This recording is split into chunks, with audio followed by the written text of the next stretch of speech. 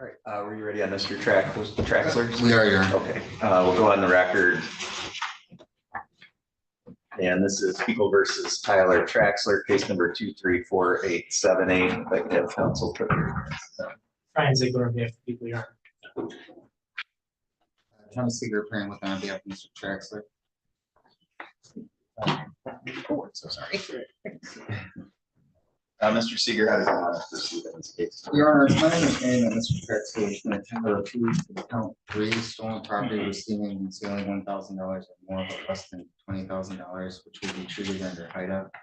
Additionally, Your Honor, there was a misdemeanor case in district court where he would plead to retail fraud 3rd degree, which is likewise would be treated under HIDA. In exchange, count 1 and count 2 would be dismissed. All right, Mr. Ziegler. Fair statement of the offer, Your Honor. Okay. Mr. Traxler, have you had a chance to talk about this plea agreement with Mr. Seeger? And are you ready to proceed with that today? Yes, Your Honor. Okay. Can you raise your right hand, please? You solemnly swear or affirm the testimony you're about to give will be the truth, the whole truth, and nothing but the truth, so help you God? Yes, Your Honor. Thank you. Lower your hand. Mr. Traxler, are you currently on any kind of probation or parole? No, Your Honor. All right. And you understand that if the maximum possible penalty that you could face for receiving and concealing stolen property of $1,000 or more, but less than $20,000 is up to 5 years in prison and or a $10,000 fine or 3 times the value of that property. Do you understand that? Yes, Your Honor. With that maximum possible penalty in mind, what is your plea to that charge today? Guilty. Right now you have certain rights. I'm going to go through those with you. You have the right to have a trial. You have the right to be tried by a jury. You have the right to be presumed innocent until proven guilty. You have the right to have the prosecutor prove beyond a reasonable doubt that you are guilty. You have the right to have any witnesses against you appear at trial and to question those witnesses. You have the right to have the court order any witnesses on your behalf appear at trial. You have the right to remain silent during a trial and to not have that silence used against you, and the right to testify at a trial yourself if you want it. You understand that you have all those rights. Yes, Your Honor. You understand that you're giving up and waiving all of those rights by pleading guilty today. Yes, Your Honor.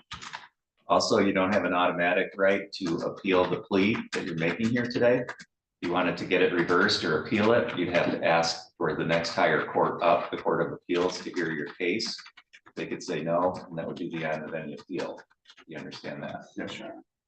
Has anyone threatened you with anything to get you to plead guilty? No, Your Honor. Has anyone promised you anything other than what we've said here in court today? No, Your Honor. Is it your own free choice to enter this plea? Yes, Your Honor. Are you pleading guilty because you are guilty? Yes, Your Honor. All right, it happened on August 22nd of last year. Is that the correct date? Yes. Okay. Back on August 22nd, were you here in Kalkaska County? Yes. Okay. And did you receive, or what happened? Or Mr. Seeger, maybe you can help me out. Yeah. Sure. Mr. Traxler, on or about 8/22 of 23, were you in Kalkaska County? Yes, Your Honor. And on that date, were you in possession of some stolen items, Yes. which you knew to be stolen? Yes. All right, and the value of those items were $1,000, but less than $20,000. Yes. And those items included scrap metal and things of that nature, Yes. right? And you knew those metals to be stolen. Thank you. Mr. Ziegler, are you satisfied with the factual basis? I am, Your Honor. Mr. Ziegler, are the people aware of any threats, promises, or inducements other than what's been placed on the record? No, Your Honor. Mr. Seeger. No, sir. Mr. Ziegler, are the people satisfied that the court has complied with statute and court rule in the taking of this plea? Yes, Your Honor. Mr. Seeger. Yes, sir. Thank you. Mr. Traxler, the court finds that your plea is knowing, voluntary, and accurate. The court is satisfied there is a factual basis to support a finding that you are guilty of this charge. The court will accept your guilty plea. We'll set this matter for a sentencing hearing. You'll be notified of the date and time of that hearing. It's important that you stay in touch with Mr. Seeger so that you're prepared to go forward on that day. Before you leave today, you're going to meet briefly with Agent Barrett from the probation department to set up a pre-sentence interview. Mr. Seeger, anything further on this case? No, Your Honor. Mr. Ziegler. No, Your Honor. Thank you. That's all for today, Mr. Traxler. And then I have Mr. Kylander next with here.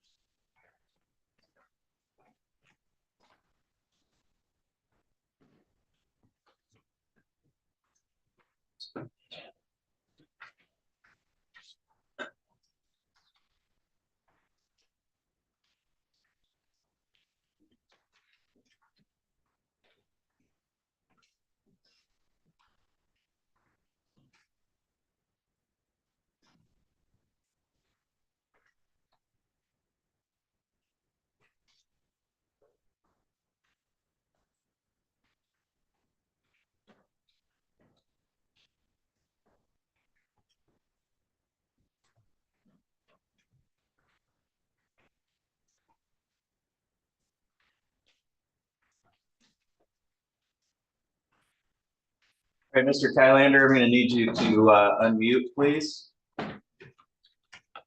Unmuted. All right, thank you. We're on the record now in People versus Kylander, case number 244883. The record should reflect Mr. Kylander's appearing by Zoom by prior approval of the court. If I could have counsel put your appearances on. Ryan Ziegler, on behalf of the people. Thomas Stiger, Brand Living, on behalf of Mr. Kylander. Thank you. We're set for a pretrial conference in this case today. Mr. Speaker, can you tell me where things stand on this file? Your Honor, we're very close in terms of potential resolution based on some health concerns that Mr. Kylander has. It's hopeful that the court will give us one final jury skills conference to determine if having some of these medical issues. I assume that we'll be able to reach a resolution at the next court date, and if not, I suppose we can set up a trial. All right, Mr. Ziegler, do you have any objection to that? No, Your Honor. Mr. Kylander, were you able to hear what your lawyer said here today? Yes, I understood what he said. Okay, is that how you want to proceed as well? Yeah. Okay, all right, we'll set this for a plea hearing, status conference in 30 days. Mr. Seeger, anything else we need to address on this file today? No, Your Honor. Mr. Ziegler? No, Your Honor. Mr. Kylander, did you have any questions about how we're going to proceed? At this point, no, I can contact Mr. Sager, and then we can go from here. Yep, make sure that you stay in touch with Mr. Seeger prior to that next hearing so that you're ready to go forward at that time, okay? I will, Your Honor. Okay, thank you. That's all for today. You're free to disconnect. Okay, thank you. Your Honor, one of my clients just showed up. I just have one moment.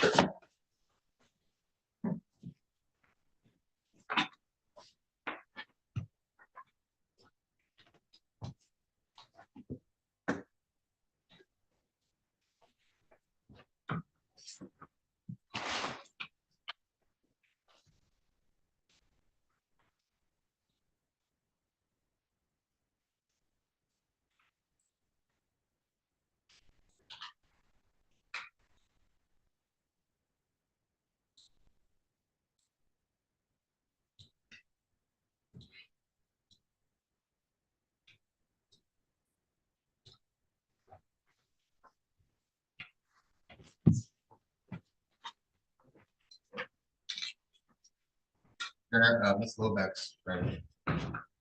Okay, Ms. Lebeck, if you come forward to the podium there, please.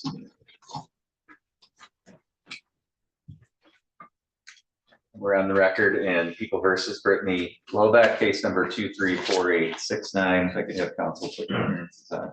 Ryan Ziegler, on behalf of the people. Your Honor. Thomas Stiger, Brand Living, on behalf of Ms. Lobeck. All right, this is the date and time set for a sentencing hearing in this case. Ms. Lobeck, have you had a chance to go through the pre-sentence report and talk to Mr. Seeger about that? Yes, Your Honor. And Mr. Seeger, are there any additions, deletions, or corrections? No, Your Honor. And are there any challenges to the scoring of the guidelines? No, Your Honor. Mr. Ziegler, do the people have any additions, deletions, or corrections? No, Your Honor. Any challenges to the scoring? No, Your Honor. Anything on behalf of the people for allocution today? Your Honor, I think the report does a good job laying out the factual circumstances and making the recommendation. I feel the recommendation is appropriate in this case. Specifically, I don't feel that any probation or jail time beyond what has already been imposed is warranted. It's a low-level offense. It sounds like Ms. Lobeck is struggling with some addiction issues, but she's getting on the right track. She has good family support. For those reasons, I think the recommendation is appropriate. Your Honor, I'd ask the court to adopt it. Thank you, Mr. Seeger. Likewise, Your Honor, I would just ask the court to adopt the recommendation. She did indicate to me that she had a relapse, and part of it was related to a death in her family, which was quite traumatic to her. And so it's unfortunate that she had a relapse, but it sounds like she's back on track again. She's been testing negative. She's been doing reasonably well. She does have good family support, and I suspect that going forward, she won't have similar problems. Thank you. Ms. Lobeck, anything that you wanted to say today? Then I know I messed up and I'd just like to move forward with my life. Okay. I did read through the report, so I'm familiar with the circumstances here, but also your past history and your circumstances. And it does appear that he had a really long period of sobriety, and then relapse, and frankly, I mean, it's a really tough thing to go through, and for someone who has a past history with addiction, I don't think it's surprising that you would relapse as a result of something like that.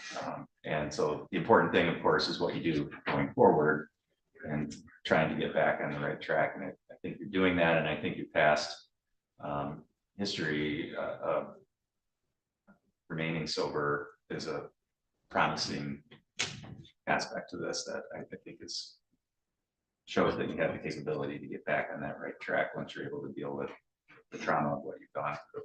Thank you. And so I would encourage you, to seek professional help, counseling, whatever you can, to deal with that in a more productive and healthy way for you as opposed to using. I do think the recommendation is completely appropriate, and the court is going to follow that. The court is going to sentence you to 2 days in the Kalkaska County Jail with credit for 2 days served.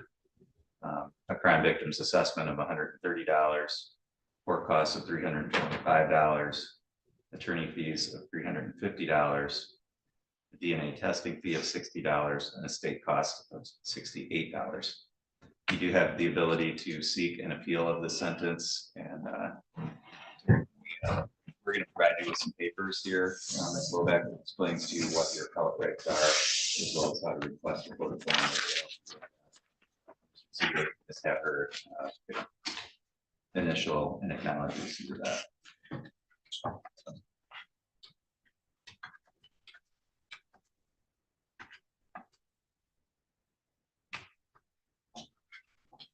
Yeah, for the record, the attorney of all rights. Give me a copy of the same. Thank you. Good luck to you going forward. So that Thank you, Your Honor. I'm missing a client, it's not set until 9:30. okay. One person is lodged, if I could just have a moment, if you want to take it out. Hold on, Mr. Perez. Sure. We're a little ahead of schedule, so we'll take a couple, maybe a 10-minute break, and then we'll proceed from there. I have to-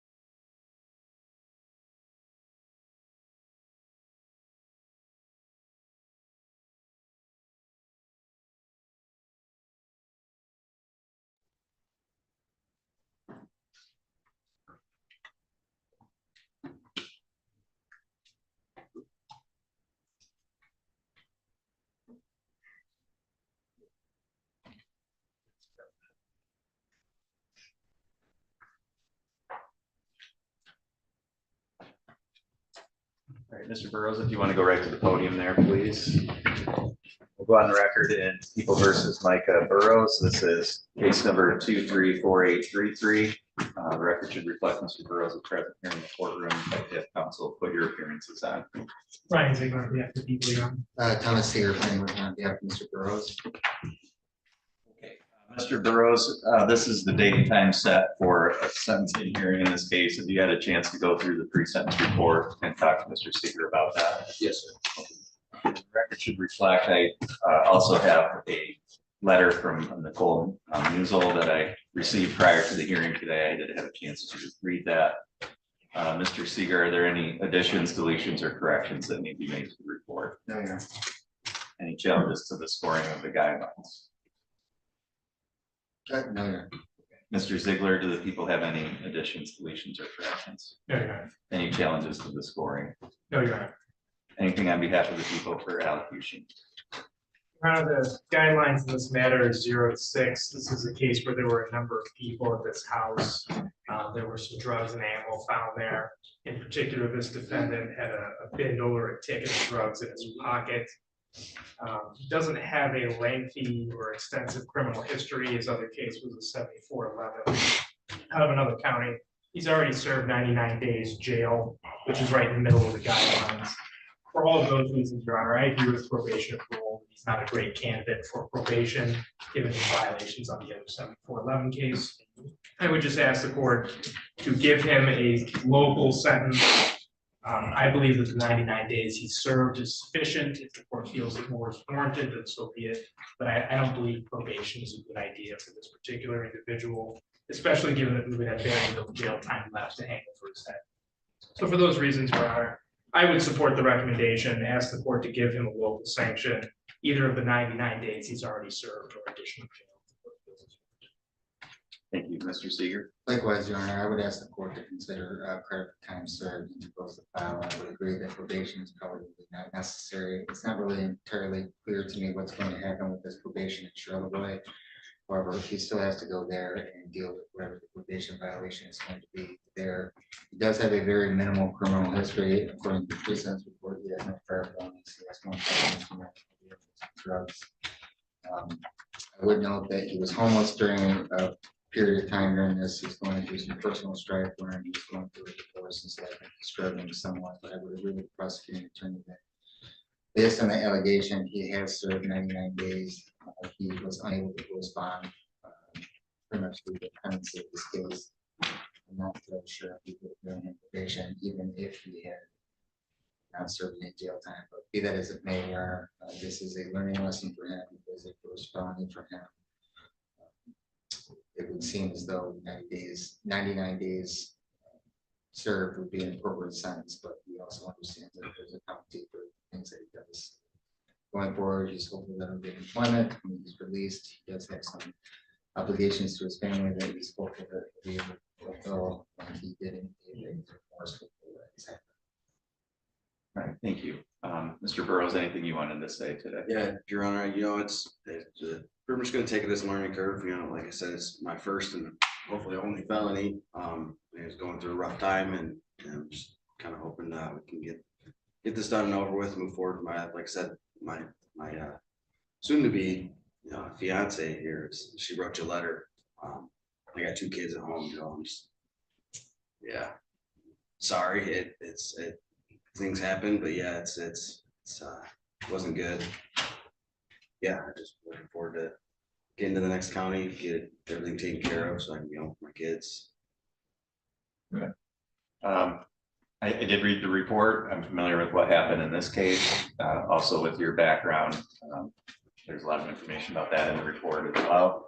I do think the recommendation is appropriate. I agree that given the circumstances in Charlevoix County, that probation here is not likely to help. And I think the straight jail in the middle of the guidelines is an appropriate sanction.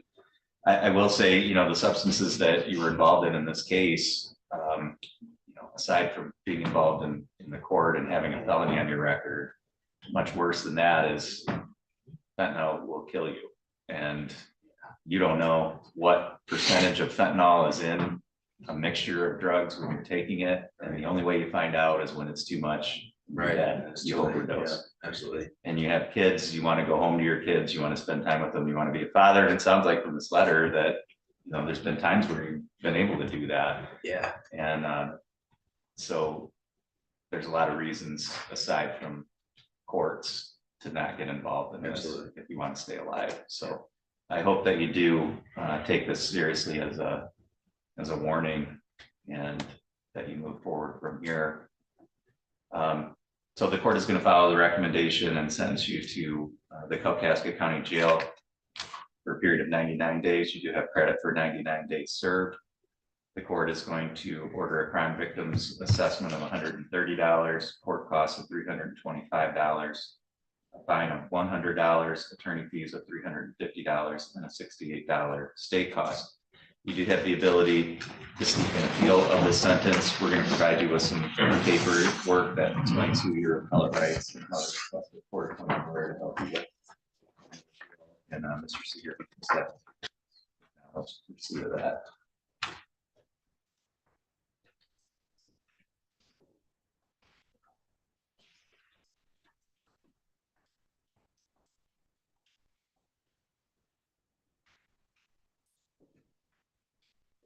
For the record, Your Honor, Mr. Burrows has executed a copy of his appellate right, returning it at his name to the court.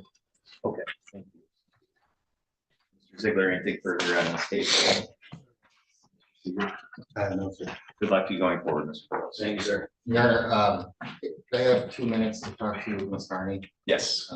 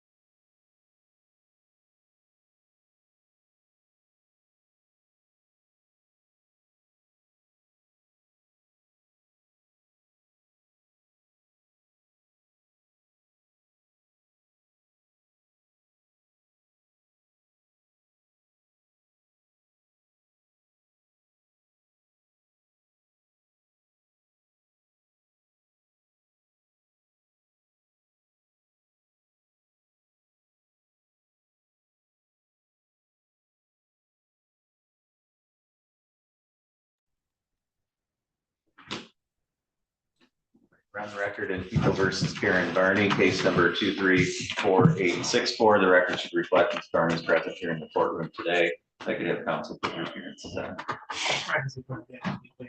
Thomas Seeger, appearing with on behalf of Ms. Barney. All right, this is the date and time set for a sentencing hearing. Ms. Barney, have you had a chance to go through the pre-sentence report and talk to Mr. Seeger about that? All right, Mr. Seeger, are there any additions, deletions, or corrections? No, Your Honor, no challenges to score at. Thank you. Mr. Ziegler, do the people have any additions, deletions, or corrections?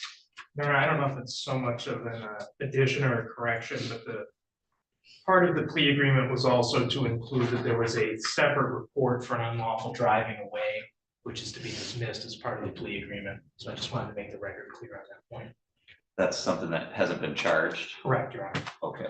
Mr. That's accurate, Your Honor. Okay, we'll have that, if we can have that added to the plea agreement portion of the case page of the PSI. Any other corrections? No, Your Honor. Do the people have any challenges to the scoring? No, Your Honor. Anything for allocution on behalf of the people? Yes, Your Honor. The guidelines in this case are 2 to 17. Ms. Varney has accumulated quite a lengthy criminal history for her age, including a number of prior controlled substance offenses. I think she had a possession of meth in 21 and another one in 20, in addition to her other criminal history. So there's a history of substance abuse issues here with Ms. Varney. In this particular case, law enforcement responded to a trailer. They were looking for Mr. Birch. I believe he had some warrants. They found quite a bit of drugs in the trailer. And it was only by virtue of Ms. Varney apparently cooperating with law enforcement and being honest with them about where the drugs might be found in the trailer and who particular drugs belonged to. This was not much worse for her. Ultimately, she was only charged with the baggie of heroin that was inside her purse, and she's here today for possession of narcotics. Ms. Varney has had a number of problems while on bond. I think the report does a good job of detailing that. Guidelines in this case are 2 to 17, Your Honor, so it calls for a local sanction. Her last possession of that case, she had 12 months county. Her possession of that before that, I believe she had 8 months county. So there's really, in this case, because the recommendation of the cell, the guidelines recommend is for a local sanction, there's really not a lot more to do there. If she comes back again on something more serious, I believe the court will only be able to look at prison as a possible solution. But for today's purposes, Your Honor, because the guidelines are what they are, I would ask the court to give Ms. Varney 12 months as a local incarceration. Thank you, Mr. Seeger. And, Your Honor, I guess on behalf of Ms. Varney, you know, when I first had met Ms. Varney, that she looked like she was so badly addicted to drugs that she was almost unrecognizable. She was not able to answer questions. The district court judge basically rearranged her on another day because she appeared to be under the influence of drugs. She was very thin. She looked very ill.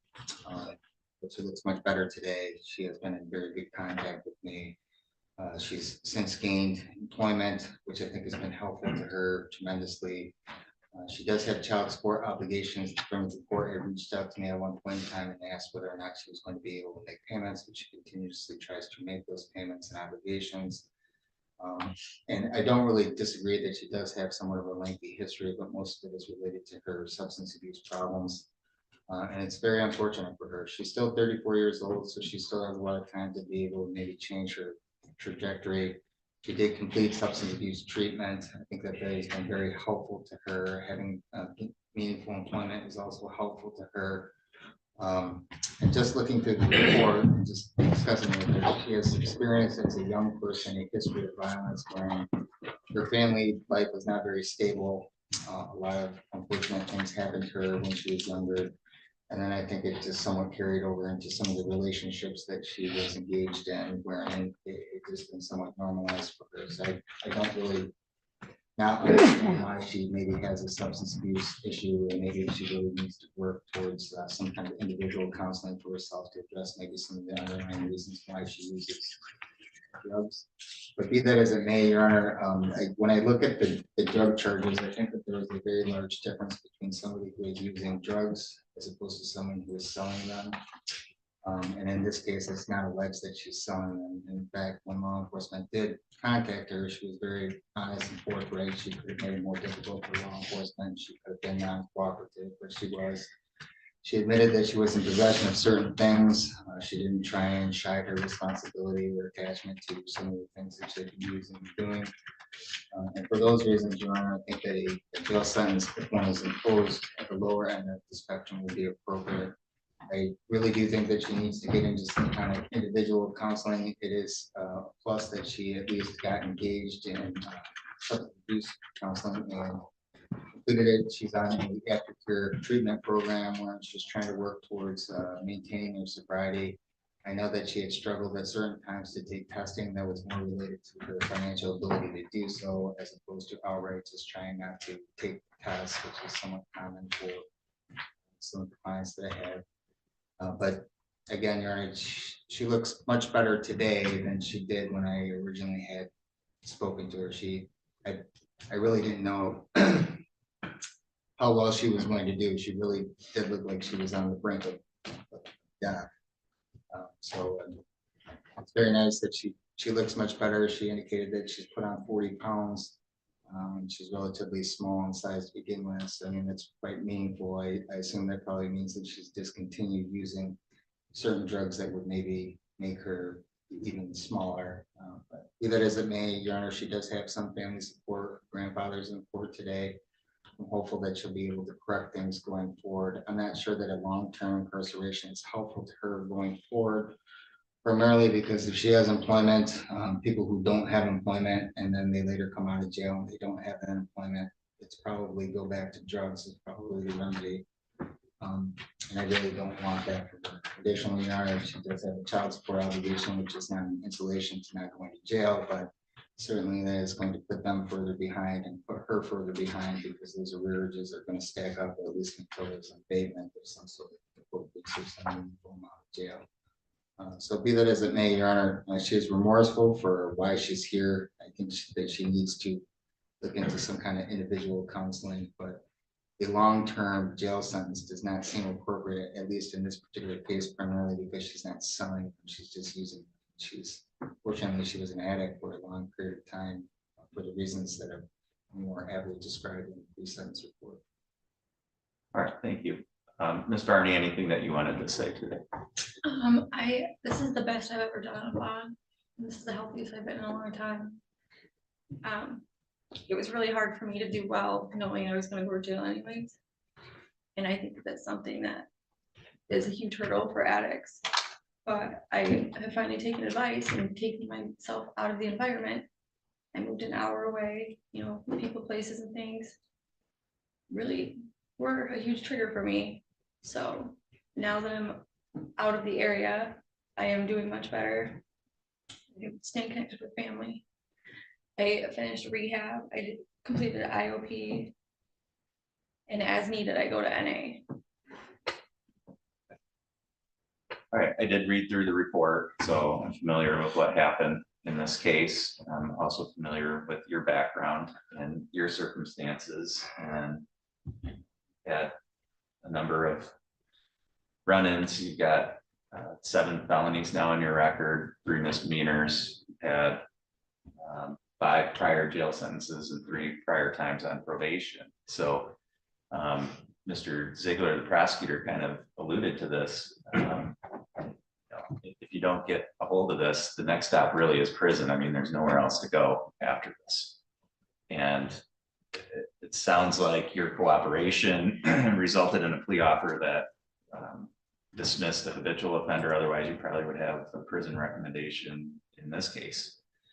But you're running out of opportunities to avoid prison. I think this is really the last chance for that.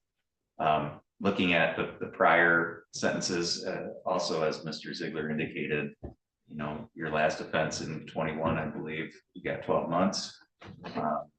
And there's always a lot of mitigating factors. I'm glad to hear that you're doing better. But your prior 12-month jail sentence, coming off of that, you understand what the consequences are to your life when you spend that kind of time in jail. And I think you really do need to take it upon yourself to get treatment, to get help, whatever you need to get a hold of this so that you don't end up going to prison. That's a much different experience and obviously much more time involved. In this case, in terms of what an appropriate sanction is, I don't think it makes sense to go less than what your prior sentences are. The principle that we follow is progressive sanctions. And again, I think you're avoiding a prison sentence here, but I do think a jail sentence is warranted. So the court is going to sentence you to 12 months in the Kalkaska County Jail with credit for 16 days served. The court is also going to order a crime victims assessment in the amount of $130. court costs of $325, attorney fees of $350, and state costs of $68. You do have the ability to seek an appeal of this sentence. We're going to provide you with some papers that explain to you what your appellate rights are, as well as how to request the court to help you with that appeal. Mr. Seeger, if you could just have Ms. Barney acknowledge receipt of that. For the record, Ms. Barney is executing her appellate rights and then returning to have those same. Thank you.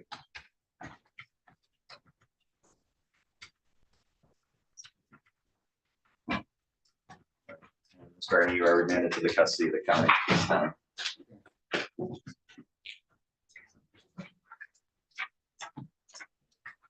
I think that completes my docket, so if I miss something, didn't do anything. We'll take a short recess until 10 o'clock.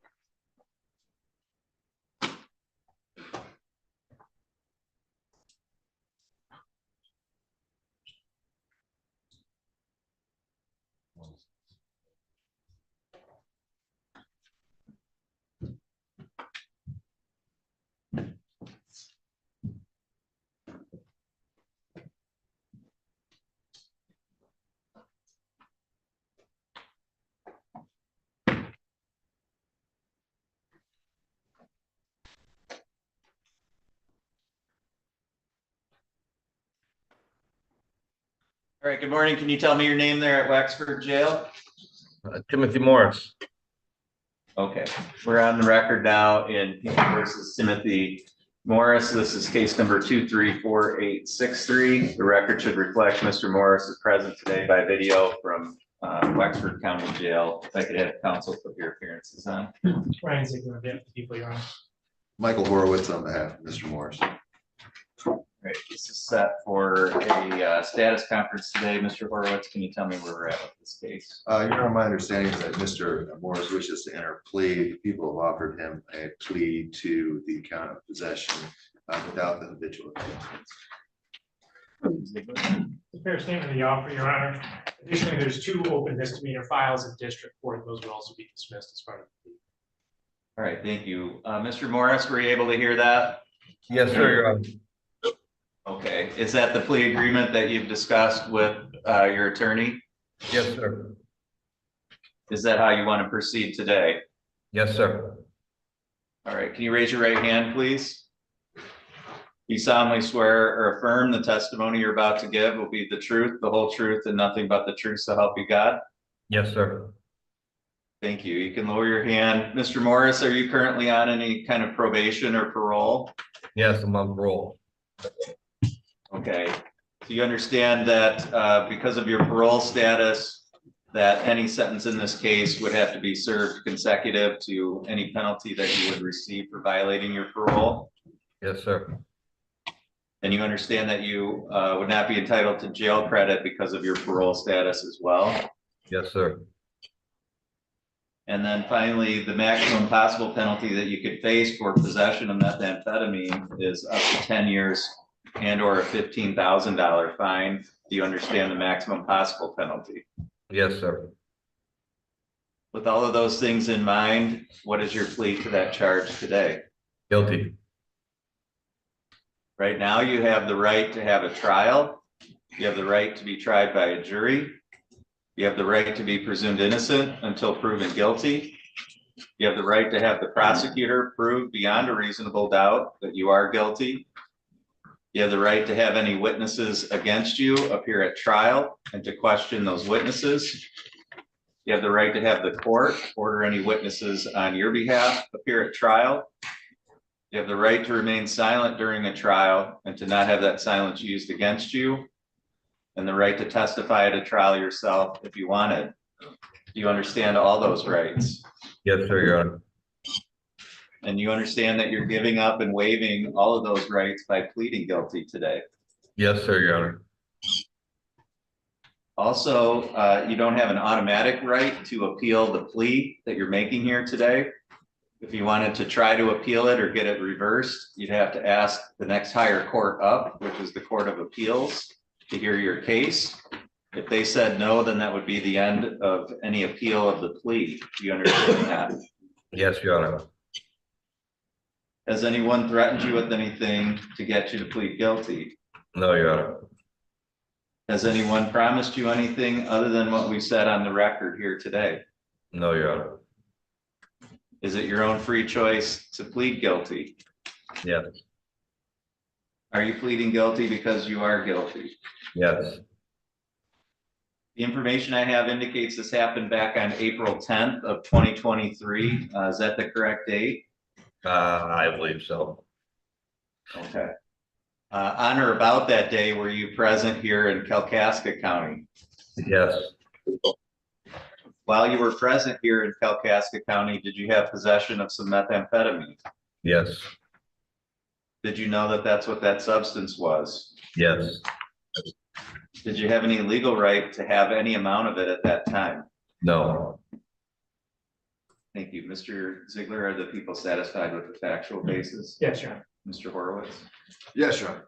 Mr. Ziegler, are the people aware of any threats, promises, or inducements other than what's been placed on the record? No, Your Honor.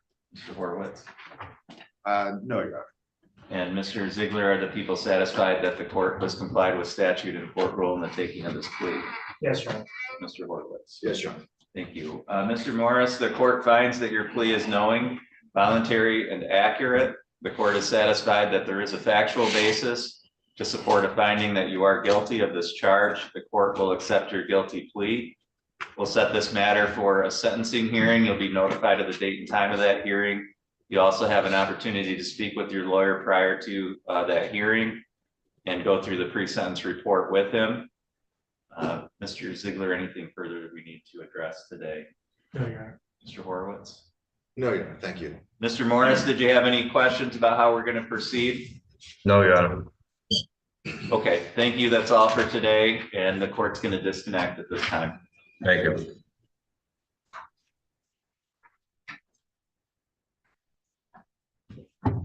All right, people versus Jessica Matson, case number 2348880. I get counsel put your appearances on in that file. Right, so you're on, yeah, you're on. Kyle Travis on behalf of Mrs. Matson. All right, that hearing was set for 10 o'clock. It's now 10:10. I don't see Miss Matson present, Mr. Travis. No, I don't believe she is, and I have not been able to get in touch with her. The days leading up to today's court hearing. All right, Mr. Ziegler. And Your Honor, this is a 20-year felony possession with intent to deliver methamphetamine. I'm not aware of any reason why Ms. Matson's not here today. For those reasons, Your Honor, I do think a bench warrant would be appropriate given the significant nature of the charges. I'm just trying to see if we have any previous failures to appear. Your Honor, she appeared at all her district court dates. Okay. Based on my notes, and this is her first appearance in circuit court. All right, I'll set this for a show cause for the court's next available date. If Miss Matson doesn't appear, and hasn't had any contact with Mr. Travis at that date, then the court will issue a bench warrant for her arrest.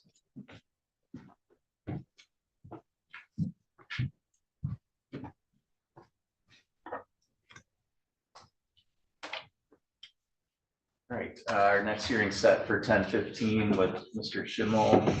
Have you seen him? He is lodged in the back. Oh, yes, okay. We have talked and ready to go. Okay, great.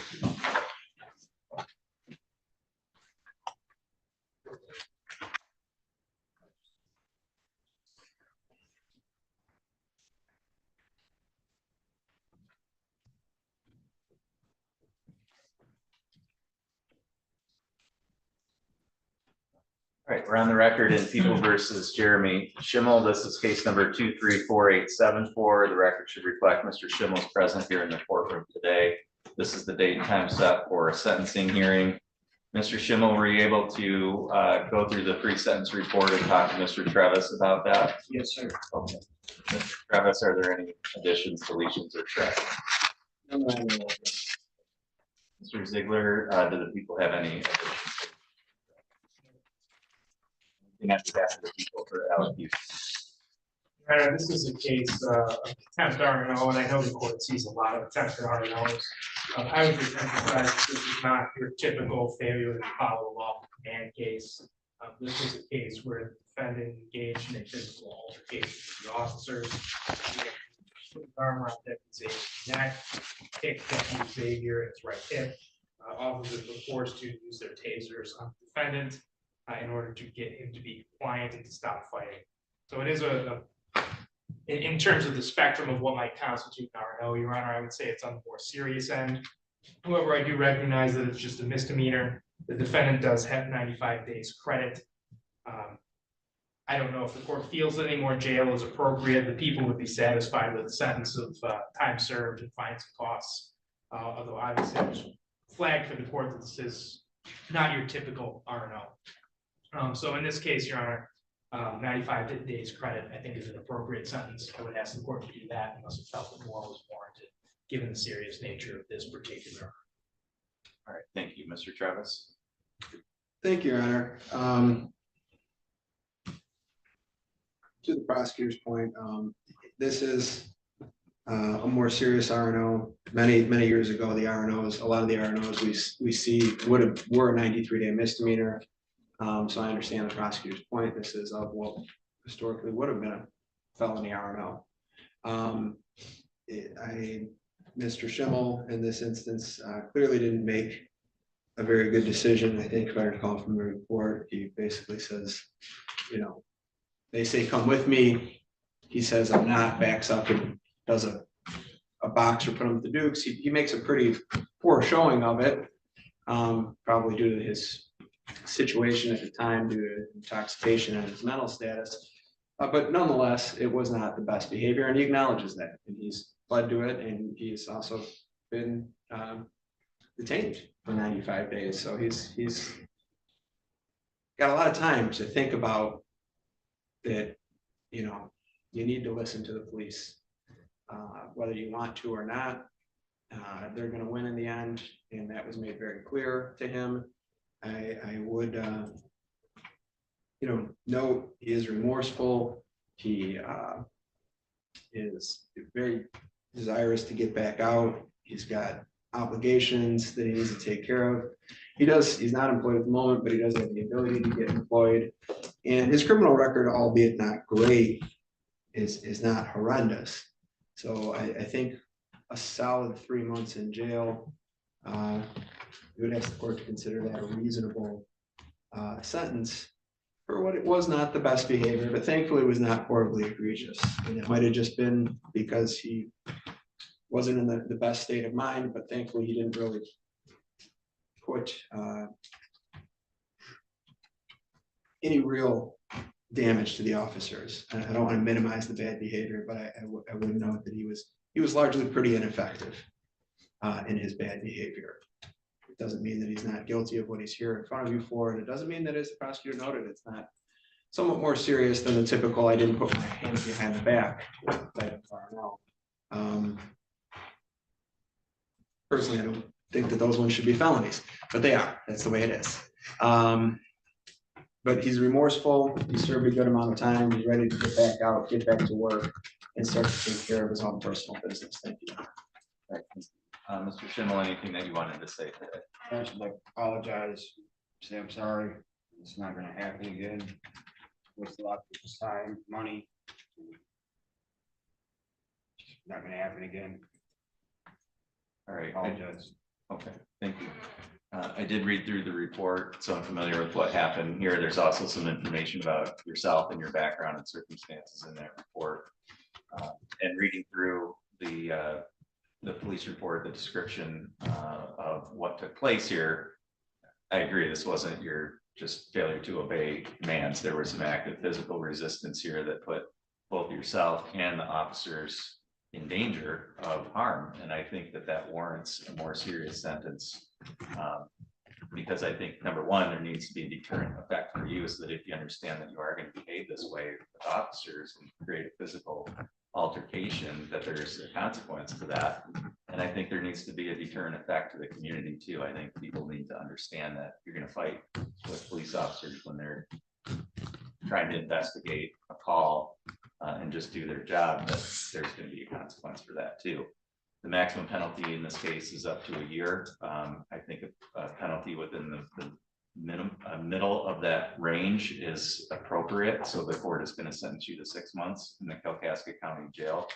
You do have credit for 95 days served, so that's 180 days with credit for 95 days served. The court is also going to order a crime victim's assessment of $130, court costs of $325, a fine of $100, attorney fees of $350, and a $53 state cost. Because this is a one-year misdemeanor, there are no appellate rights. You do have the ability to seek an appeal of the sentence, Mr. Schimmel. If you wanted to do that, then you would need to file for that appeal within the next 21 days. If you have other questions about that, you can ask Mr. Travis. I'm sure he'll be happy to explain that process to you. Otherwise, Mr. Ziegler, anything further we need to address on the record today? No, yeah. Mr. Travis. Mr. Schimmel, you are remanded to the custody of the county at this time.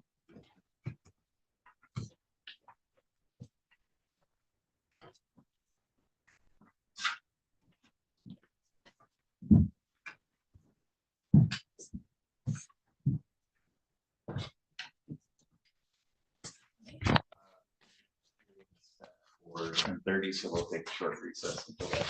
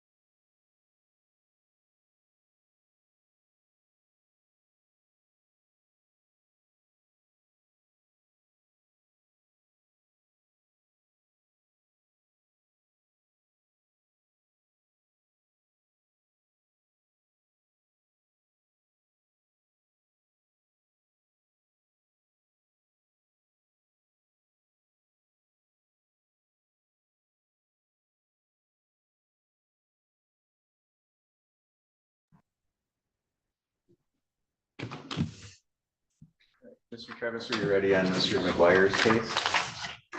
We are, yeah. Okay. People versus Jonathan McGuire, case number 234847. I could have counsel put your appearances on. Brian Ziegler, yeah. Kyle Travis on behalf of Mr. McGuire. And Mr. Travis, how did we want to go forward today? So, yeah, we had previously adjourned this to have Mr. McGuire get looked at by the sobriety court. He did in the interim connect with sobriety court's probation staff. He has done the substance abuse assessment. It's my understanding that the meeting is actually today, and the team will actually look at and decide on him today.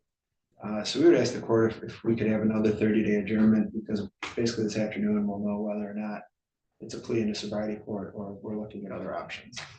Okay, Mr. Ziegler.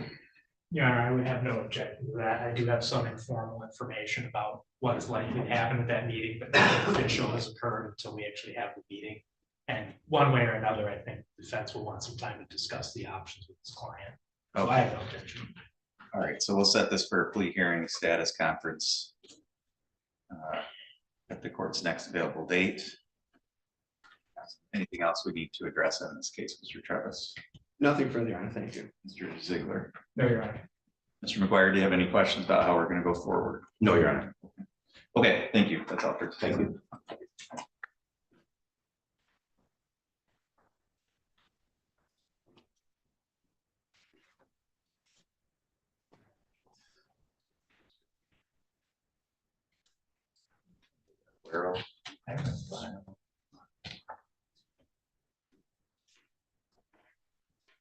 Do you know, did we have a writ for Mr. Aguero for today? I don't see Antrim. He's been in Antrim, I believe. He, I believe, is being held in Antrim, but he's being held in Antrim in our custody, Your Honor, on behalf of Kalkaska.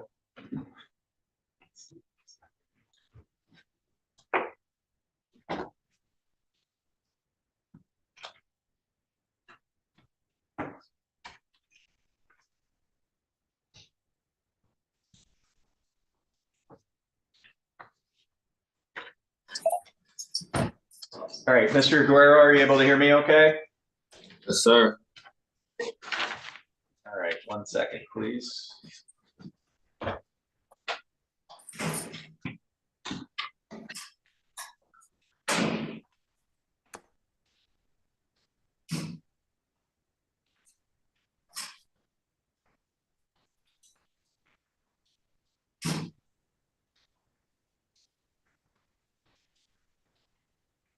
Ms. Vandenberg, are you able to hear me okay? Yes, Your Honor. Okay, we're on the record now in People versus Aguero. This is case number 234860. The record should reflect Mr. Aguero's present today by video from Antrim County Jail. His counsel, Ms. Vandenberg's present by Zoom. We have Mr. Ziegler here on behalf of the people in person in the courtroom. This is set for a plea hearing today. Ms. Vandenberg, is that how we're going to go forward? Yes, it is, Your Honor. Thank you. Okay, can you tell me from the defense side your understanding of the terms of the plea agreement? Yes, Your Honor. It is our understanding that Mr. Aguero will plead no contest to involuntary manslaughter. It is also our understanding that the court will use the search warrant affidavit to form a basis for the plea. We further understand that the prosecutor has agreed to, of course, to not to exceed, when I say sentence, within the guidelines, if the court is willing to do so. I believe that is a complete recitation of our agreement. Okay, and what would be the reason for the no contest plea in this case?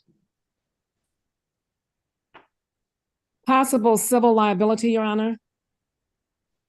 Okay, thank you. Mr. Ziegler, is that a correct statement of the plea offer? It is, Your Honor. He'll be pleading guilty to 1 count of involuntary manslaughter. The people would agree to recommend a sentence within the guidelines, which the people have calculated at 5 to 17 months. If MDOC calculates a different guidelines range, or if the court decided to exceed those guidelines, the defendant would have a right to withdraw his plea. And then what's the maximum possible penalty for the new charge? Involuntary manslaughter is a 15-year felony, Your Honor. All right, Mr. Aguero, were you able to hear all of that? Yes, sir. Is that how you want to proceed today? Yes, sir. You raise your right hand, please. You solemnly swear or affirm the testimony you're about to give will be the truth, the whole truth, and nothing but the truth, so help you God? Yes, Your Honor. Thank you. You can lower your hand. Mr. Aguero, are you currently on any kind of probation or parole? No, Your Honor. And you understand that the maximum possible penalty that you could face for this added count 2 involuntary manslaughter is up to 15 years? Yes, Your Honor. With that maximum possible penalty in mind, what is your plea to that charge today? No contest. Mr. No Aguero. contest. Okay. Right now you have certain rights. I'm going to go through those with you. You have the right to have a trial. You have the right to be tried by a jury. You have the right to be presumed innocent until proven guilty. You have the right to have the prosecutor prove beyond a reasonable doubt that you are guilty. You have the right to have any witnesses against you appear at trial and to question those witnesses.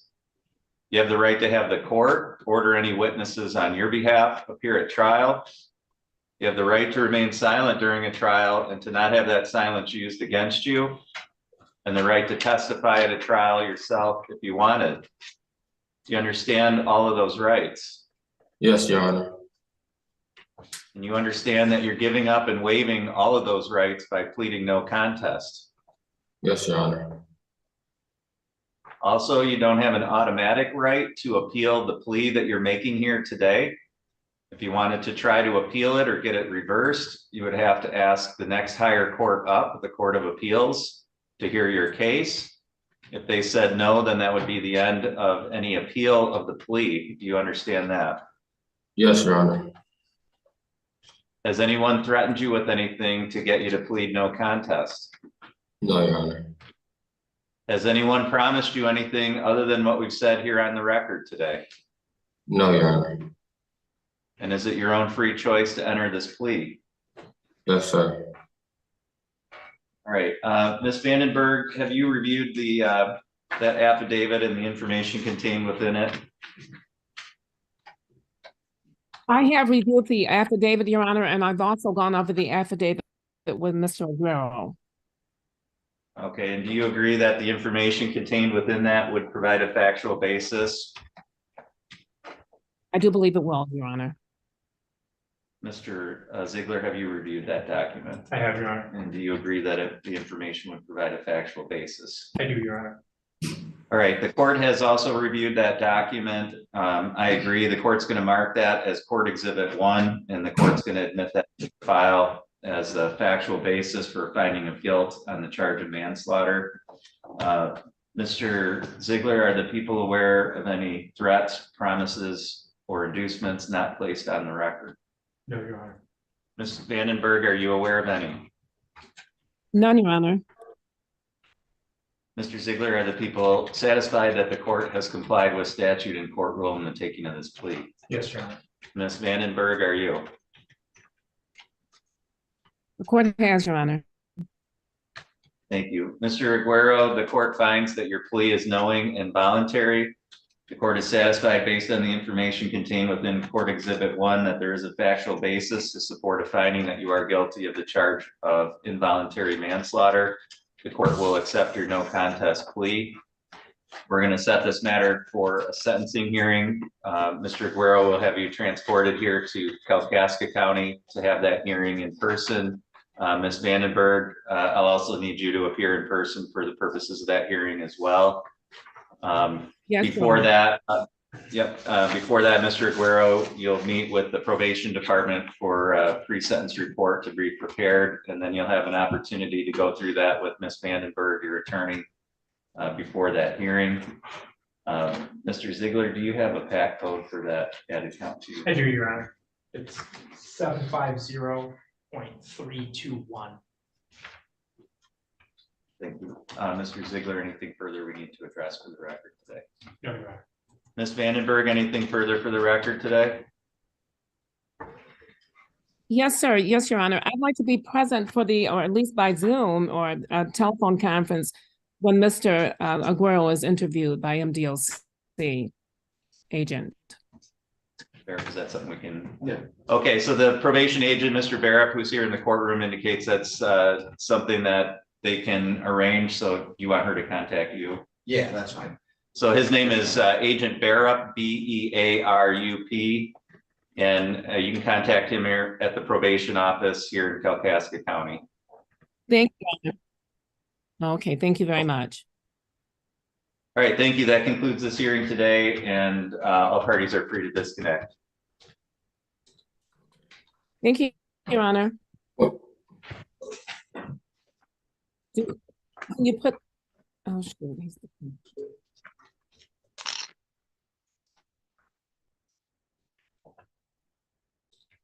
All right, Mr. Travis, you have Ms. Klein. Next.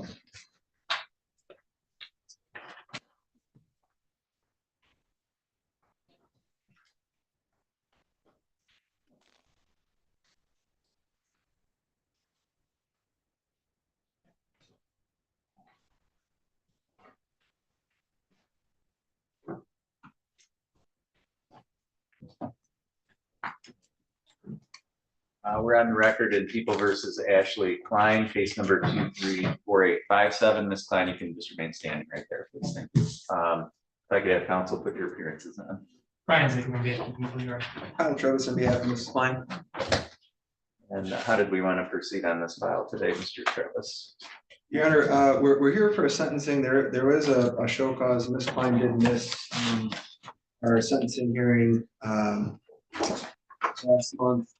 She basically mixed up the dates, and as I had indicated, I didn't have a good number for her at the time. She had actually come up to court the next day and found out she missed and called me right after. So that was her reason for not being here. Thankfully, Your Honor set up her show cause because she hadn't missed any other days. Okay. Ms. Klein, have you had a chance to go through the pre-sentence report and talk to Mr. Travis about that? Yes. Okay. Mr. Travis, are there any additions, deletions, or corrections to that report? None that I'm aware of, Your Honor.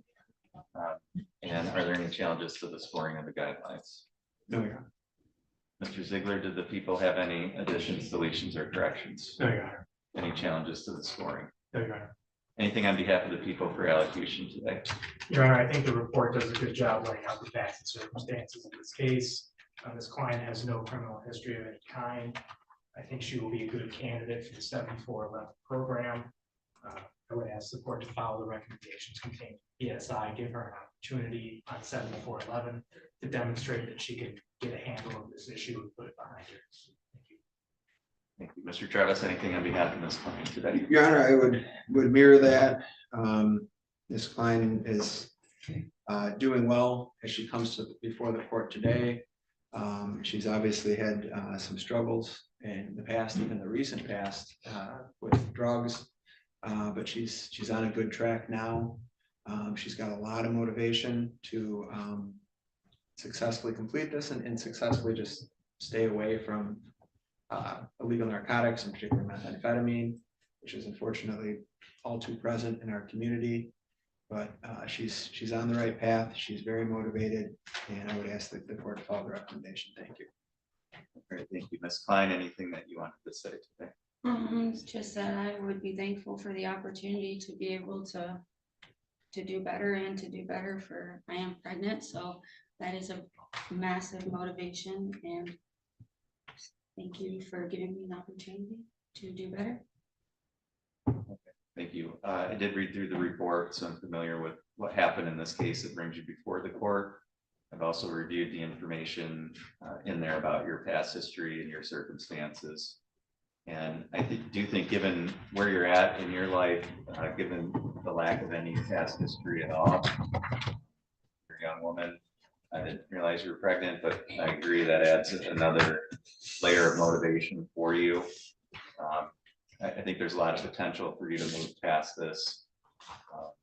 And I think putting you on probation, having some supervision so that you got some consequences if you don't stay on the right path during the period of probation will help hopefully also motivate you.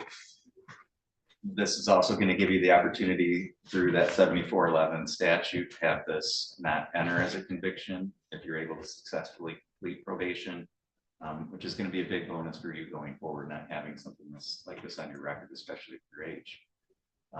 And having a child, there's a lot of things you're going to want to be able to do that having a felony on your record could impede. So I hope all of that together provides enough motivation for you to stay on the right path and successfully complete your probation.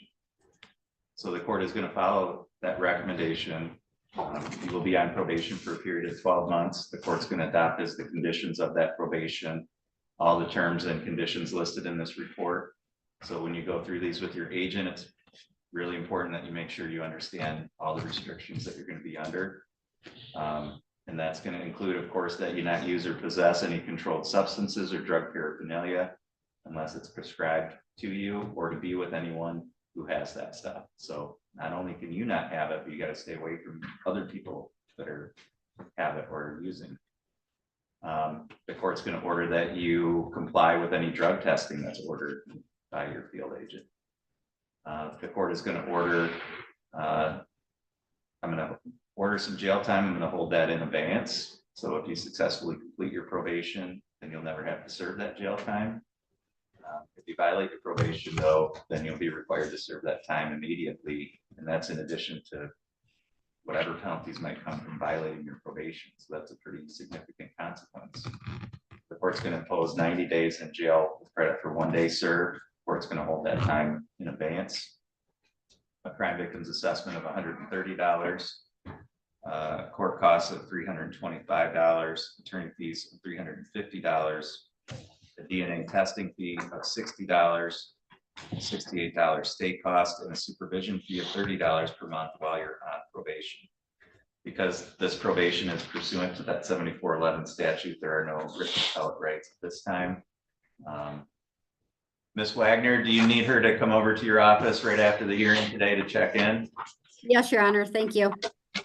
Okay, so Ms. Klein, when you leave the courtroom, you need to go across the way and meet with Ms. Wagner today, okay? Mr. Ziegler, anything further on this file? No, Your Honor. Mr. Travis? Nothing further. Thank you. Good luck to you going forward. Ms. Klein. Thank you so much.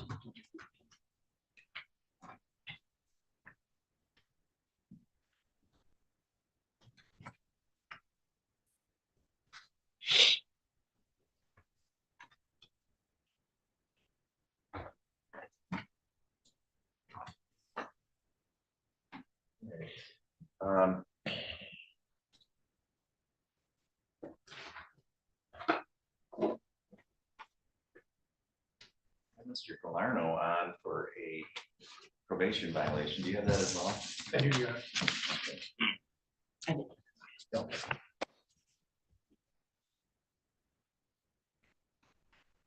You arraigned him on that yet?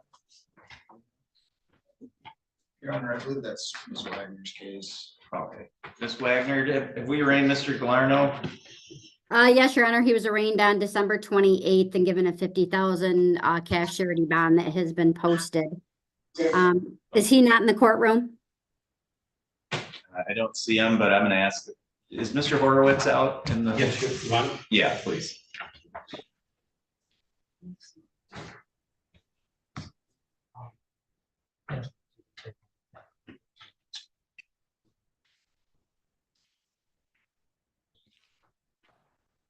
Mr. Ziegler, is the AG's office appearing on, oh, that's at the 11th.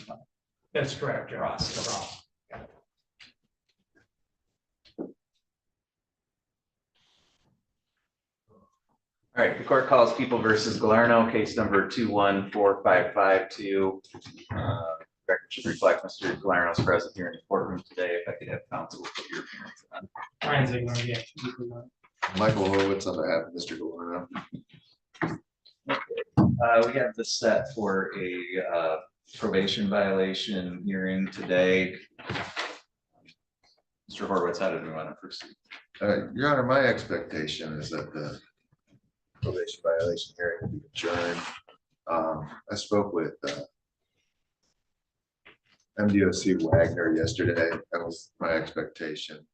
Reason being is Mr. Galarno has had some new cases come up since this PV was filed, and I think it's all going to be amended, probably more conduct, more allegations.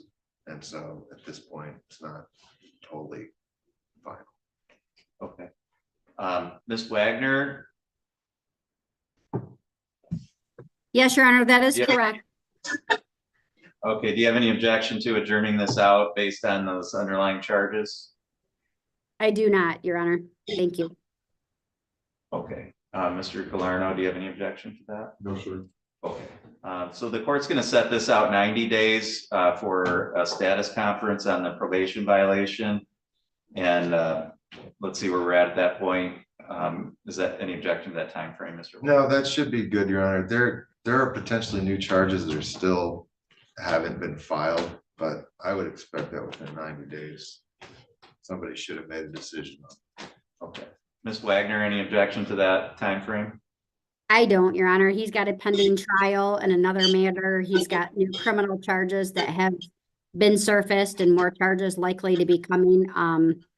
If we can just keep it on track, I'm okay with that. And then he just needs to report to my office after the court hearing today. He's supposed to be doing weekly bond conditions. I don't know that he's been doing that. I didn't hear if Mr. Horowitz proposed anything. I told Mr. Galarno I would be willing to do weekly screens for him in lieu of the court, but he would have to report to me on a weekly basis. But I don't think anything's been proposed, and I haven't heard any different that he's been doing them or not.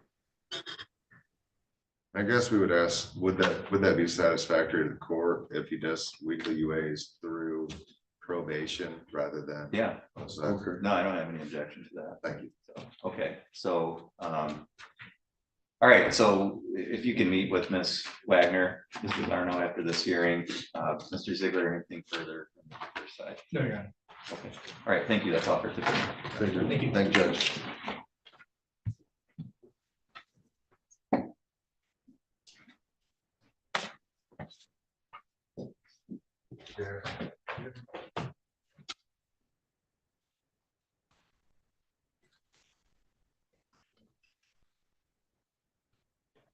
All right, we'll take a short recess until 11.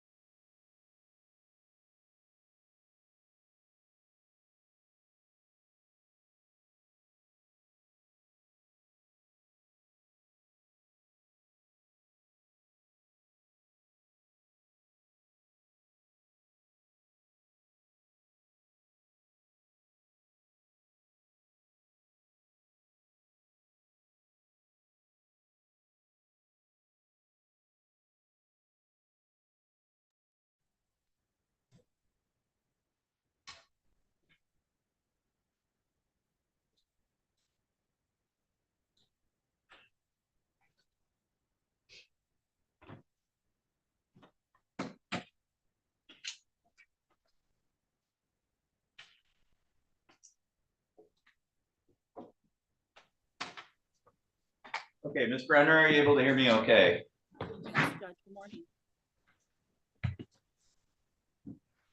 Can you repeat that? I couldn't hear you.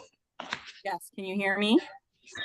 Okay, now I can. Yep. Okay, thank you. Good morning. Then, good morning, sir. Are you Aaron Ross? Yes, sir. Okay. We're on the record in People versus Ross, case number 244882. The record should reflect on behalf of the people, Ms. Brenner from the Attorney General's office is appearing by Zoom. Mr. Ross is appearing by video from Wexford County Jail. Mr. Ross's counsel, Mr. Travis, is present here in the courtroom. And I believe we're set for the status conference in this case. Is that right? Yes, Your Honor, I believe this is Mr. Ross's first appearance in circuit court. I have been in discussions with Ms. Brenner from the Attorney General's office about a plea resolution. We are optimistic, as these cases generally involve a financial component, that Mr. Ross's family, by the end of this month, hopefully beginning of March, will be able to come up with the money to meet those requirements, which would allow him to bond out and enter into a delay. And another component we've been discussing is Mr. Ross is from the state of Wyoming. He did. Montana, sir. Sorry. Montana? Yes. Yeah, I'm sorry.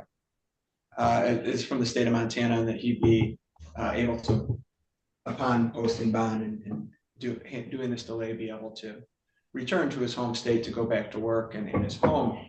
I had anticipated maybe asking Your Honor if you would entertain setting this for a Zoom plea once that all happens. But in looking at next month's, the way things lay out, we're back, I believe, in front of Your Honor on the 5th. This month ends the Thursday before, so we'd really be looking at over the weekend. If something changes, I may make a request, and I don't know if Your Honor would entertain it, to set up a Zoom plea if all the money comes in line and we can do it. But we are in discussions with the AG. Those are going well. I think we largely have an agreement worked out. It's just a matter of getting the money. Right. All right. That's correct, Judge. Okay. Anything else you wanted to add, Ms. Brenner? No, Your Honor, I think as long as he can come through with that payment, then we can set up the plan for the delay of sentence. Your Honor, does the court do a sentencing to the delay? So if he pled, would then he come back in like 6 weeks to be sentenced to the delay? Is that how you do it in your court? Okay. Yes. So then the question would be, once he pays the money, he'll have posted the amount that he needs for bond. I don't necessarily have an objection to him appearing for that delay of sentence date via Zoom. My concern would be, if the court wants him there in person and we allow him to leave the state, him getting back to then do that delay. So that's just something that we'll need to address once the plea is entered, but something for Mr. Ross and his counsel to discuss how we're going to proceed once that comes up, because I will not object to him returning home to work during the delay period. It's just a matter of getting him on the delay. Okay, so yeah, I don't have a problem. Number one, Mr. Travis, taking a plea remotely on a date other than a motion day, if we can find a time that works for everybody, I'm more than willing to try and find a slot for that. Thank you. In my docket. In terms of the delay sentence hearing, I also don't have an objection to doing that remotely. I view that as, that would be Mr. Ross's right to demand an in-person hearing. And if you wanted to waive that right, I'd be happy to set that up by video as well. And I frequently do. So I think we can do everything remotely as long as no one's objecting to it going forward. And then one other issue that I've run into in other counties is that when they're on a delay and they live out of state, probation has them do the interstate compact to transfer to be monitored on probation during the delay. So that's one additional thing.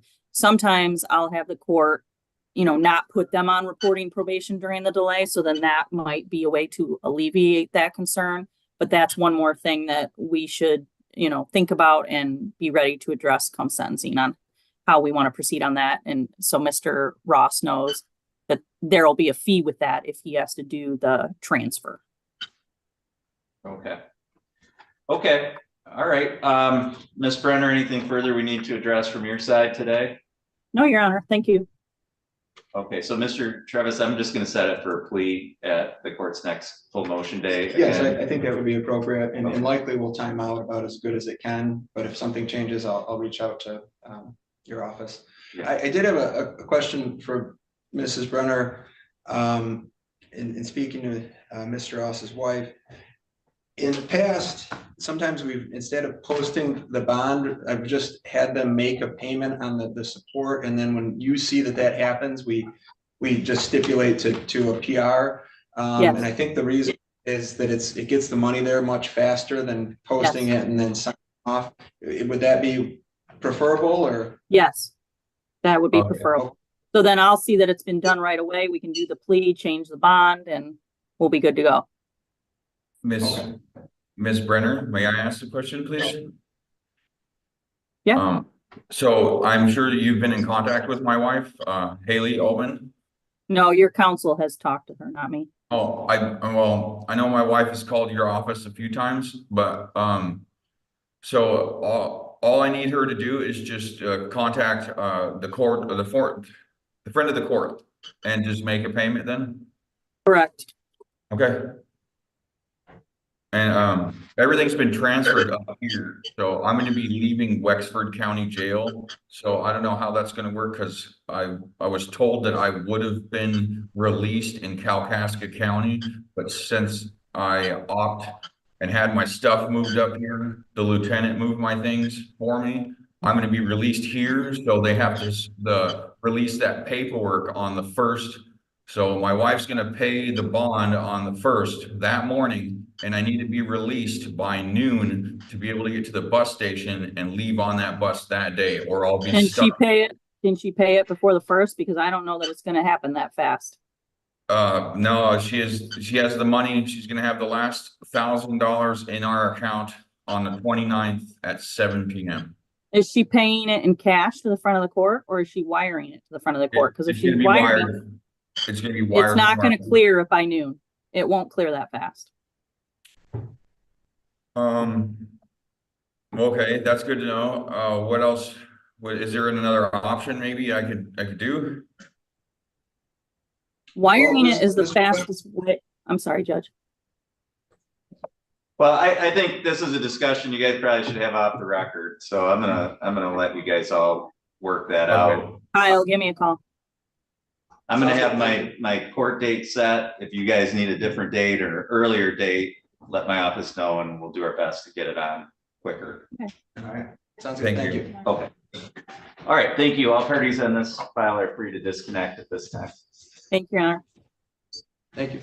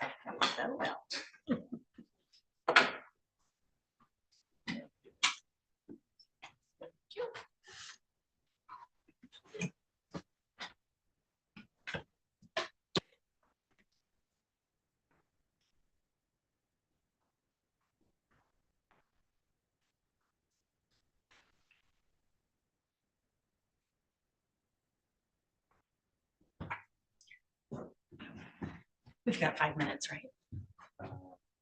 Or do you think you're gonna go sooner? Got a whole bunch of people in here. Oh, So, but yeah, I need to, go ahead. oh, okay, I was just gonna run and grab that last sentencing. Yeah, I need to figure out. Okay, sure, thanks, I'll be right back.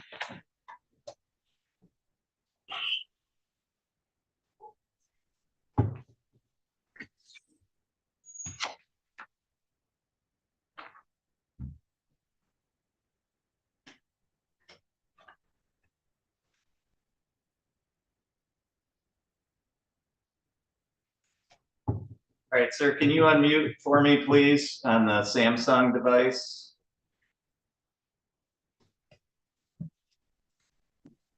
There we go. Can you tell me your name? Gregory Yankee. Okay.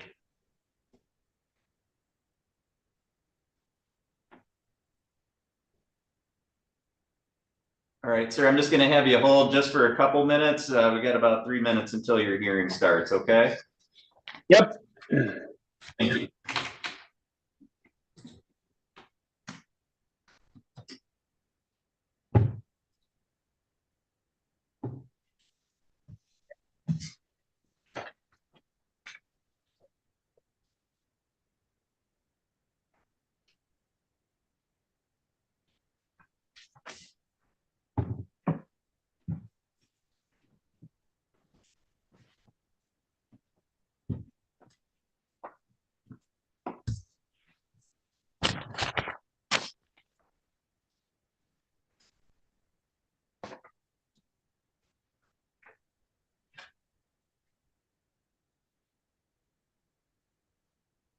Ma'am, can you unmute, please?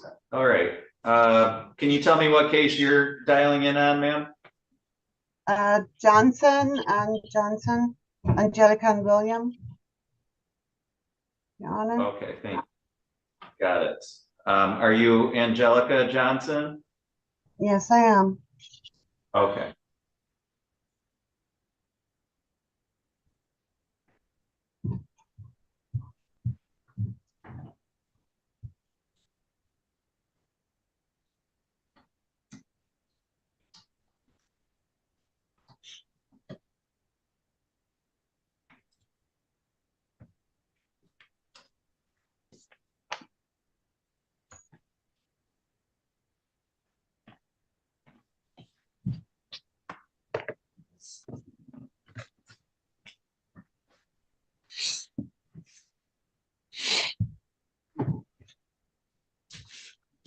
All right, Ms. Johnson, I'm just going to put you back in the waiting room for just a couple minutes, and then I'll call your case, okay?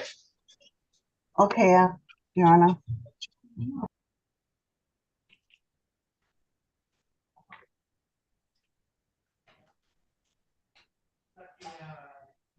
Okay, whoever's signing in on the Galaxy S23 Ultra, can you tell me your name, please? Velvet Yankee. Okay, thank you.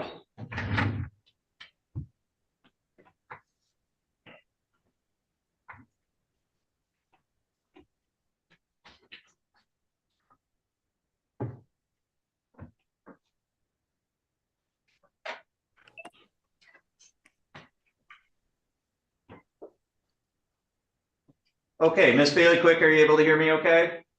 I can. Good morning, Your Honor. All right, good morning. We're on the record now in Yankee versus Yankee. This is case number 2314342. We have present by Zoom video Mr. Yankee. We also have Miss Yankee present by Zoom video along with Miss Bailey Quick. You're here on behalf of Miss Yankee, is that correct? That is correct. Okay. This is set for an initial scheduling conference in this divorce case today. Miss Bailey Quick, on behalf of Miss Yankee, in terms of setting dates going forward, can you kind of tell me where things are at and what you'd like to request going forward? It's my understanding, I have not had an opportunity to speak to Mr. Yankee. However, it's my understanding from speaking to my client that they've reached a resolution that each of the parties will retain all assets currently in their possession. And I am prepared to prepare a judgment of divorce that represents that agreement. I don't know if Mr. Yankee agrees with that. I, again, haven't had an opportunity to talk to him about that. If he does, I can discuss that with him and prepare a judgment to that effect, and we can get the matter scheduled for Okay, Mr. Yankee, where are you at with things? Do you agree with what Ms. Bailey Quick is saying? I'm totally in agreement with her. Okay. All right, so what I'm gonna do is set this for a final hearing date. That'll be by Zoom, just like we're doing today. Ms. Bailey Quick, did you want a breakout room with Mr. Yankee right now to talk to him, or do you want to give him a call later, or how do you want to do that? I'll defer to Mr. Yankee. If he wants to take a few minutes and talk right now, I'm happy to do so. Yeah, we can do that. Okay. All right, so the court will send out notice of the date and time of that final hearing. It'll be in about 30 days. And then Ms. Bailey Quick, if you could just submit that judgment prior to that hearing date, and then we can sign it and get everything taken care of on that day. Okay. All right, great. And then I'm going to put you both into a breakout room. Do you want Miss Yankee in there as well? That's fine. Okay.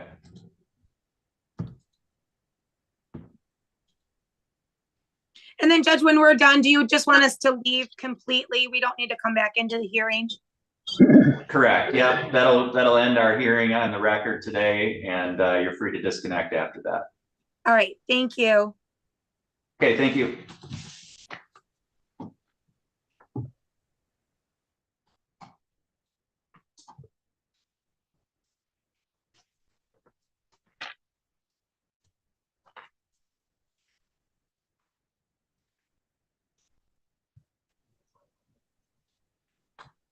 Hello back, Your Honor.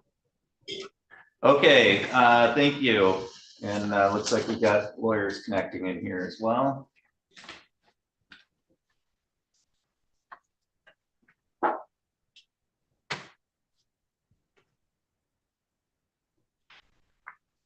right, Mr. Tomaso, if you can unmute.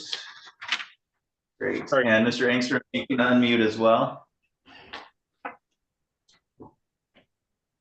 Okay, great. We're on the record now in Johnson versus Johnson, and this is case number 2314334. If I could just have both counsel put your appearances on, please. Edward Inkster on behalf of Mr. Johnson. Jonathan Tomas on behalf of Ms. Johnson, who also appears today via Zoom. All right, thank you. We're on the record here today for a scheduling conference in this matter. On behalf of plaintiff, Mr. Tomaso, can you kind of tell me where things are at and what you'd like to request going forward in terms of scheduling? Yes, Your Honor. I believe I'm actually defendant in this matter, though. He is, Your Honor. I represent the plaintiff, Your Honor. Okay, plaintiff. What would you like to see? Sorry. 90 days of discovery, send it to mediation. There is real estate involved. I just got the appraisal on it and I sent it to the other attorney yesterday.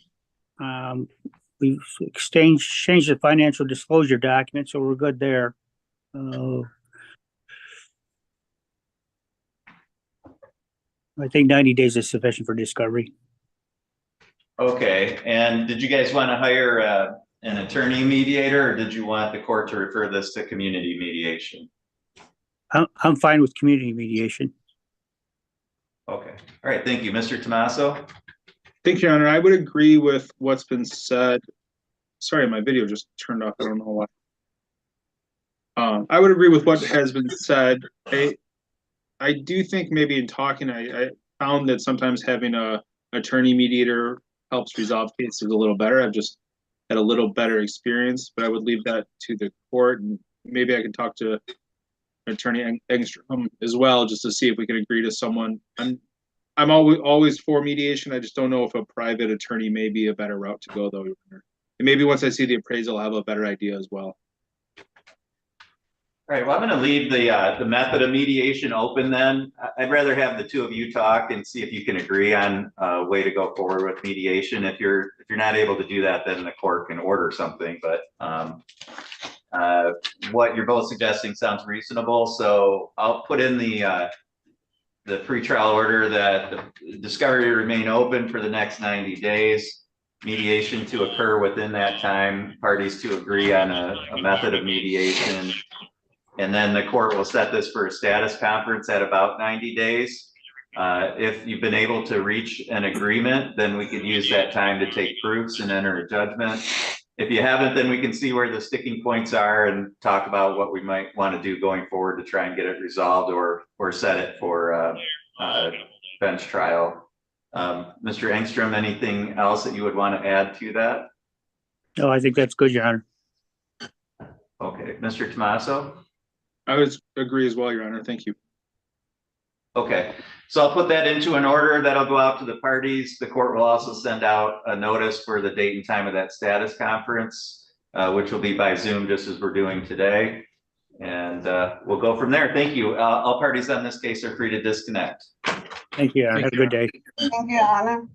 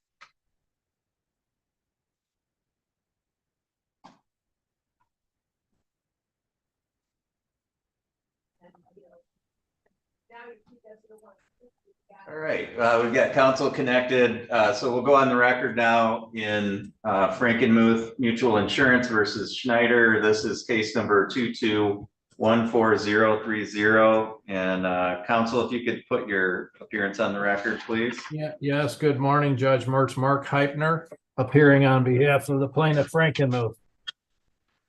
All right, thank you. This matter was set for hearing at 11:30. It's now a few minutes past 11:30. I don't see anyone else appearing on this file today. And Mr. Heidner, this is your motion for summary disposition. I did receive a judge's copy of your motion in brief. Was there anything that you wanted to state for the record in support of that today?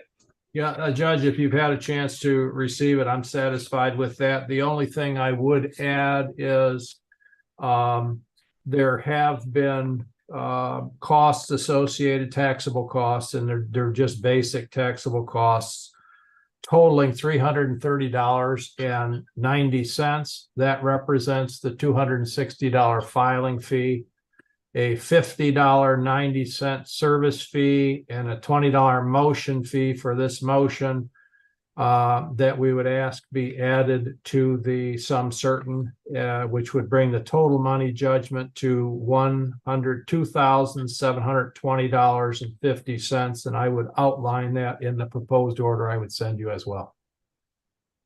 Okay, all right, thank you. Again, I did have a chance to review the motion in brief. And first of all, from a procedural standpoint, Mr. Schneider's failed to appear today, so the court would find him in default for his failure to appear. So I think the plaintiffs would be entitled to a default judgment under any circumstances based on that. Also, Mr. Schneider has not filed any kind of response in writing. Again, he hasn't appeared today to argue against the motion for summary disposition. And under the court rules, under a motion for summary disposition pursuant to 2.116 C10, the non-moving party is required to support any kind of defense with written documentation. So because that hasn't occurred, the court finds that plaintiffs are entitled to summary disposition. Aside from those procedural basis, the court finds that substantively the motion does state appropriate grounds for relief under C10. So for all those reasons, the court will grant the motion for summary disposition. As a prevailing party pursuant to statute and court rule, plaintiffs are also entitled to those costs and fees as Mr. Heipner's indicated. So I agree that that would be appropriate to add that to the judgment as well. And so Mr. Heipner, if you'll submit that pursuant to the 7-day rule. I will do that, Judge. The other thing that will be in the order is simply that the judgment will accrue prejudgment interest pursuant to the 6-month statutory rate from the date of filing until the judgment's satisfied. Okay, and I agree that's appropriate. Once that order is received, the court will enter that. Anything else I can address for the record today? No, Judge, I assume you want me to send that through mail since you're not an e-file court? Correct, yes. All right, very good. I will do that. Okay, thank you. Have a good day and you're free to disconnect. All right, thank you. You as well. Thank you. That concludes the court's morning docket. The court will be in recess until